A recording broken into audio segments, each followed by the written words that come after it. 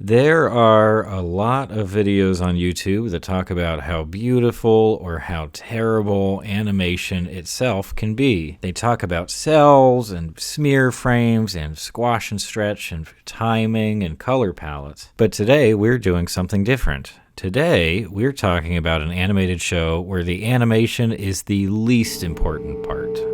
Home movies.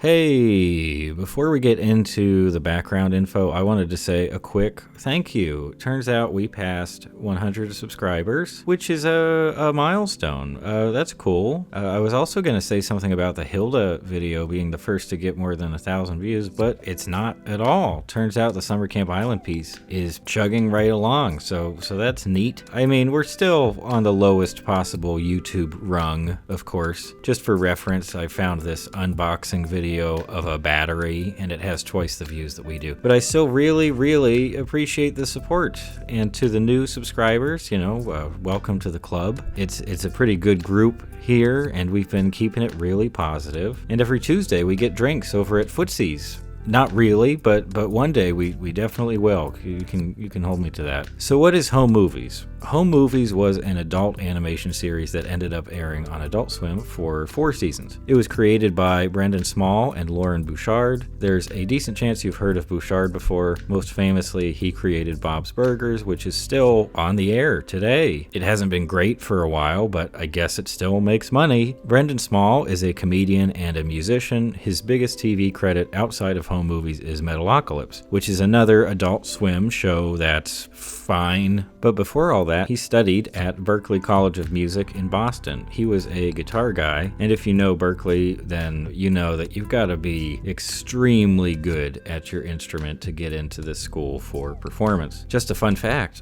Eric Andre also went to Berklee, I think for bass, maybe upright bass. While Small was at Berklee, he also took some classes at Emerson College down the road, which is a school focused more on the entertainment industry and film production. He also started doing some stand-up comedy and was reportedly discovered by Bouchard himself while performing at the famous Comedy Studio in Harvard Square. And he was bringing in someone he was very excited about, named Brendan Small, to audition. He had seen him at Comedy Studio. The Comedy Studio in Harvard Square. In Harvard Square. Still running, still up. Go talk to Rick Jenkins. Check it out. He'll let you in 2 for 1. At the time, Bouchard was still pretty new to TV, getting his start by working on Dr. Katz, Professional Therapist, which is a show from Tom Snyder Productions, which was later renamed Soup to Nuts. Dr. Katz and Home Movies have quite a bit of crossover, from the visual style to the sense of humor, even to the voice cast. For example, Home Movies used squiggle vision in its first season, which is an animation style that was used throughout Dr. Katz. A lot of the dialogue in both shows is improvised by the cast, and both shows feature the voices of H. John Benjamin and Jonathan Katz. Home Movies itself is about a little kid named Brendan Small who makes home movies with his friends, Jason and Melissa, most of which are send-ups of real-world movies, or at least real-world movie genres. Blanken, glonken, blogen. Blanken, glonken, blogen. Flocken, glonken, blogen. Oh, flocken, donske, forklanske, sluve, franken. Brendan has a mom who was voiced by Paula Poundstone for a while, then not, and he has a soccer coach voiced by H. John Benjamin, who also voices Brendan's friend Jason, kind of like how Benjamin voices both Bob and Jimmy Jr., and also a bunch of other characters on Bob's Burgers. Actually, a lot of the performers here were doing multiple voices or wearing different hats. For example, Melissa Gowski, who voices Melissa on Home Movies, was originally only going to be an associate producer on the show, but wound up in the main cast, and she did a great job. Home Movies released 52 episodes before it was canceled, and I haven't been able to find any specific info on why it was canceled. We can probably assume it just wasn't pulling in the numbers that Cartoon Network wanted. Regardless, Home Movies has gotten a ton of critical praise long after its demise. It's made it onto some big listicles and has been written about a fair amount. The Wikipedia article for the show even cites a Pop Matters review that said, "The animation serves one of the most impressive aspects, the fact it was largely improvised." With that in mind, let's talk about how the animation in Home Movies isn't important at all.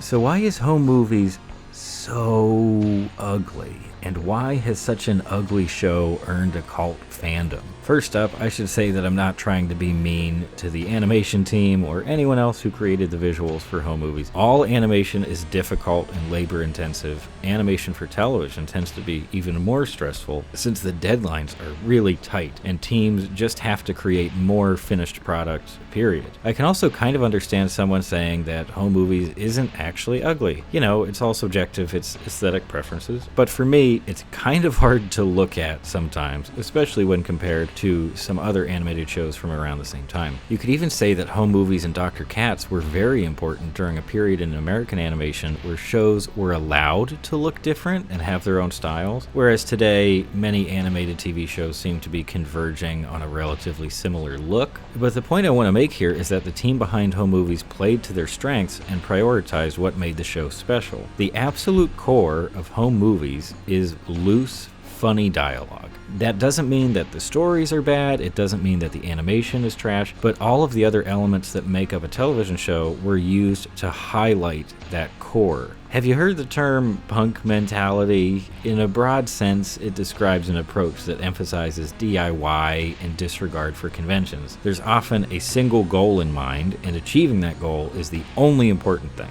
All the details are more or less irrelevant. When you listen to Minor Threat, each song is trying to communicate a specific idea, and that's it. The musical elements sound basically the same in each track, and the playing isn't mind-blowing, because that stuff just isn't as important as communicating an idea and an emotion. This approach also allows for a relatively quick turnaround for creatives. Here's a story that kind of illustrates the point. I heard it when I was watching that new-ish documentary on the history of punk that made it onto YouTube for like a month before getting taken down. Some of the old punk scene guys were talking about how they noticed that more and more neo-Nazis were showing up to gigs and just beating people up and being real assholes, which is kind of to be expected. So, to try to combat this, one of the bands wrote a song called F Off Nazi Punks. It sounded just like all of their other songs, but it got the idea across very quickly. They could just write it, rehearse it once or twice, and then play it for a bunch of crowds. The idea stayed fresh, and they could play it with feeling, and the audience could use the song as a way of curating their community.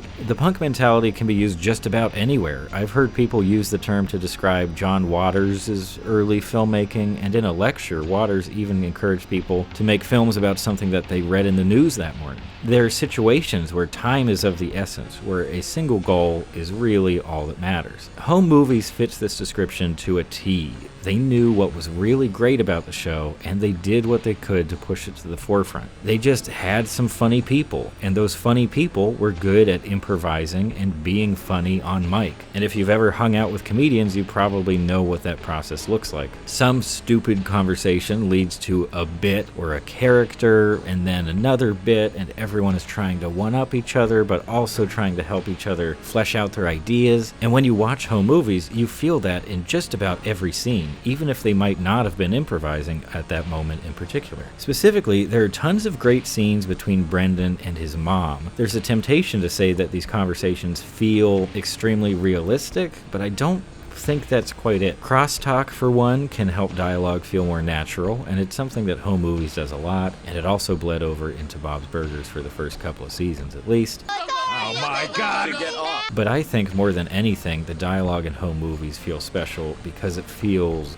comfortable. No, people don't necessarily talk like they talk on the show, constantly trying out jokes and doing expert level callbacks, but lots of real life conversations with friends or family do feel like the conversations in the show. According to the rule book, screenwriting dialogue should advance the story at every opportunity, but in home movies, the plot is only one ingredient of the dialogue. It's there, and characters address plot points, but there are so many conversations that just feel much more casual, like a conversation you might have with a friend in the middle of a boring workday. So what can we see when we turn our attention back to all those other elements of the show, like the music and the animation and the editing? Well, we see that punk mentality throughout. You can almost picture them saying to each other, "Oh, hey, we need some music here." Oh, well, Brendan plays guitar. He can just whip something up. Okay, cool. Let's move on. The show's animation in particular is kind of the bare minimum. Each shot has clearly defined characters and some sort of background, and there will usually be a little bit of movement to keep the image from being dull, but that's about it. Again, I'm not saying that no one cared about the visuals, but the visuals were never going to be the most important thing.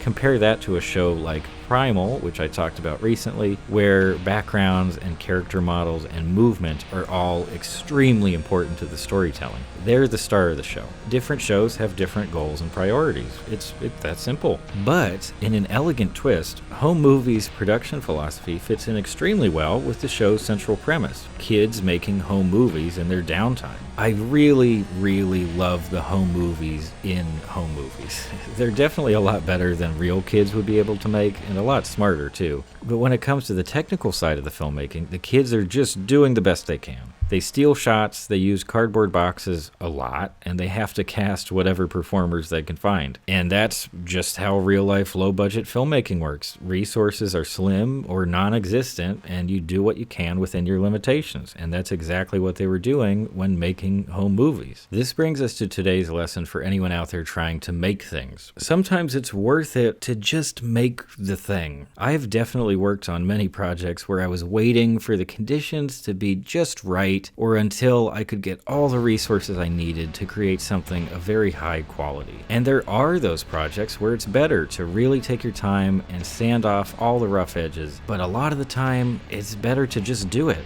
especially if you don't have a big team working with you. If you know what's really important about your project, focus on that element and don't be afraid to let everything else be a little bit simpler, a little more economical. And when you do that effectively, you can create something that actually feels special, even if it's not the most polished piece of work on the planet. Let your project feel like a home movie. Just make the thing.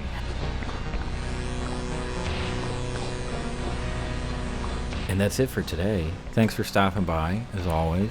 YouTube doesn't really like promoting our stuff, so feel free to share it around if you're into this kind of thing, and say hello to us in the comments, which we read sometimes if we're in a really good mood. Have a great day. I am a baker, and today is my birthday, and I just turned